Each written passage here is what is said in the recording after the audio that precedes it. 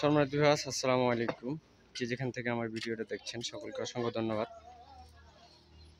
আমি এর আগের ভিডিওতে আপনাদেরকে দেখাইছিলাম আমি ছাদ ঢালাইয়ের কাজ চলছিল আমার।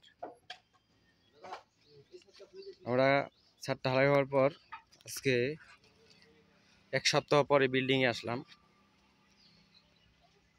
আসার পর যে আমরা জিনিসগুলো দেখলাম, গুরুত্বপূর্ণ যে বিষয়গুলো, এই বিষয়গুলো হচ্ছে দেখেন, গুরুত্বপূর্ণ যে বিষয়গুলো এগুলো হচ্ছে এই যে ছাদে যেভাবে পানি আটকায় রাখা আর কি।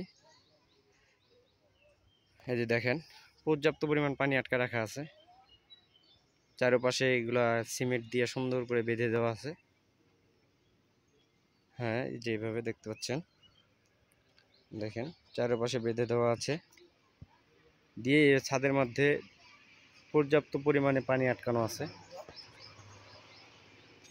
সর্বোচ্চ বিষয় হচ্ছে আমরা যেভাবেই কাজ করি না কেন, যে সিমেন্ট দিয়েই কাজ করি না কেন, যদি আমাদের কাজের মেজরিটি মোটামুটি ভালো থাকে, নাম্বার ওয়ান।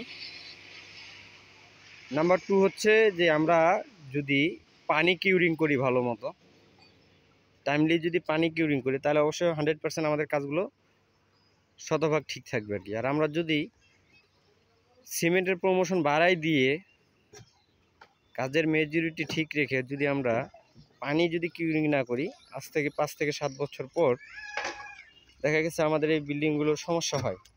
তো আমরা সকলেই ভিডিওটি যারা যারা দেখছি, সকলের উদ্দেশ্যে এই ভিডিওটা, সকলেই আমরা যে বিল্ডিং তৈরি করব, বিল্ডিং নির্মাণ করব, যে আমাদের যে মহাজনগুলো আছে তাদেরকে আমরা অবগত করব যে অবশ্যই সবাই বিল্ডিংয়ে যেন পানি ভালো করে কিউরিং করে, তাহলে অবশ্যই তাদের বিল্ডিংটা মজবুত টেকসই হবে।